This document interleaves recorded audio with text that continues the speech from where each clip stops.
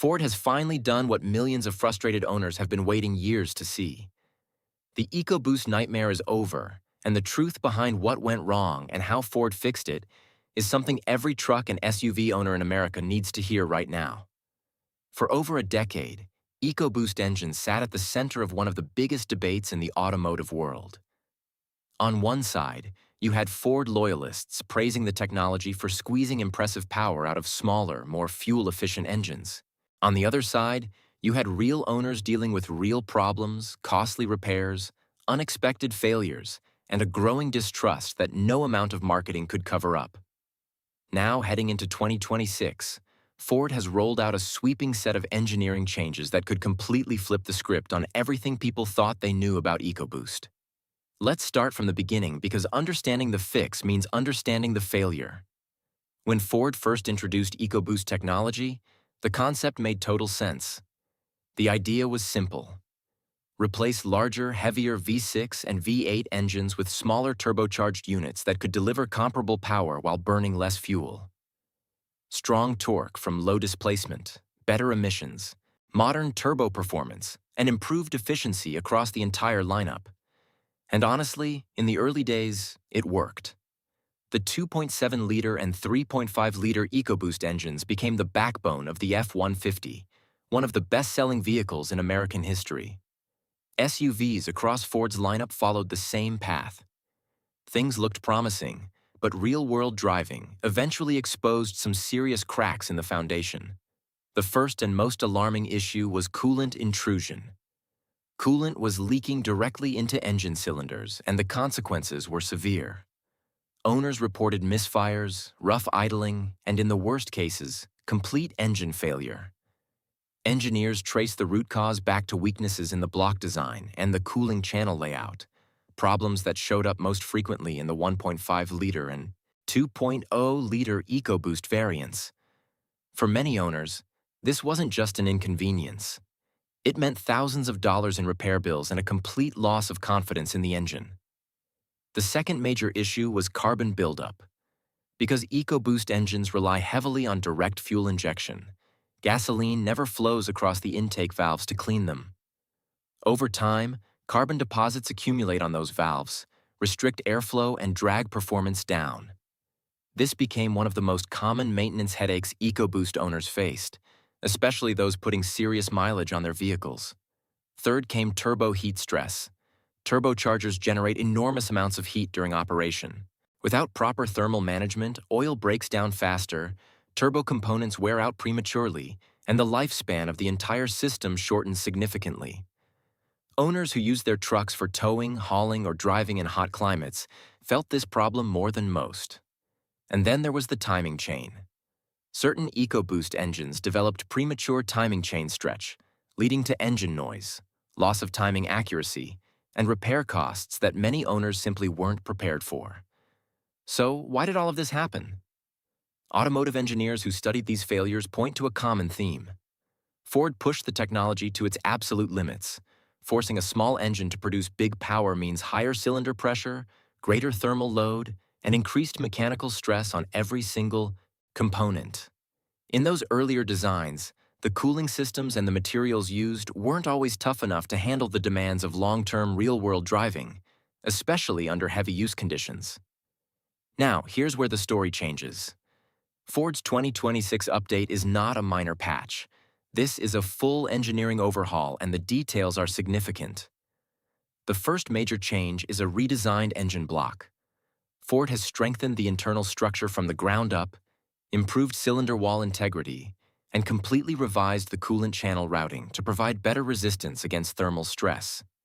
This directly attacks the coolant intrusion problem that caused so much damage to so many engines over the years. The second change, maybe the most important of all, Ford has added port fuel injection alongside the existing direct injection system. This dual injection setup means fuel now flows across the intake valves during port injection cycles, washing away carbon deposits before they ever get a chance to build up. This is a proven solution already adopted by several of Ford's top competitors, and its inclusion in the 2026 EcoBoost lineup is a direct acknowledgement that the old single-injection approach had a fundamental flaw. Third, Ford completely overhauled its cooling architecture. Enhanced coolant flow control, upgraded intercooling, and better thermal management around the turbocharger all work together to keep temperatures in check and protect internal components from the heat damage that previously shortened engine life. Fourth, the turbochargers themselves have been redesigned.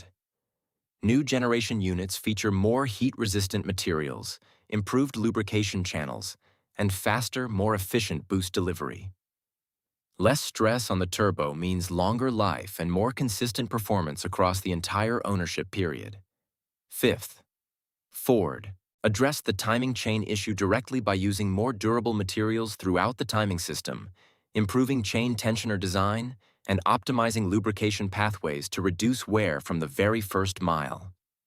So, what does all of this actually mean for drivers on American roads? It means reliability should improve in a big way. Fewer engine failures, longer service intervals, and reduced maintenance costs are the direct benefits owners should expect from these updates.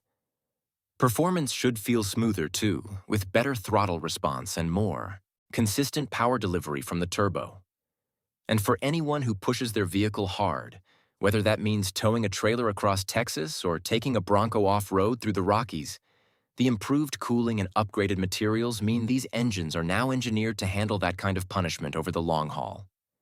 Industry experts are responding with cautious optimism.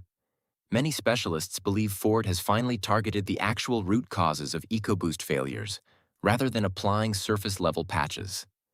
The combination of dual injection and the redesigned cooling system alone represents a meaningful generational leap. That said, no one is declaring total victory just yet. Engines tell their real story at 50,000 miles, 100,000 miles, under years of daily use. The proof will come with time.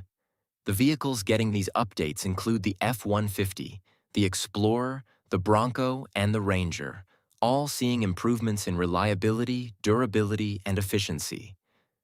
For truck buyers especially, this could mark the moment turbocharged engines finally earn back the trust that was lost. Experts still recommend keeping up with regular oil changes, using high-quality synthetic oil, monitoring coolant levels, staying current with software updates, and avoiding unnecessary heat stress whenever possible.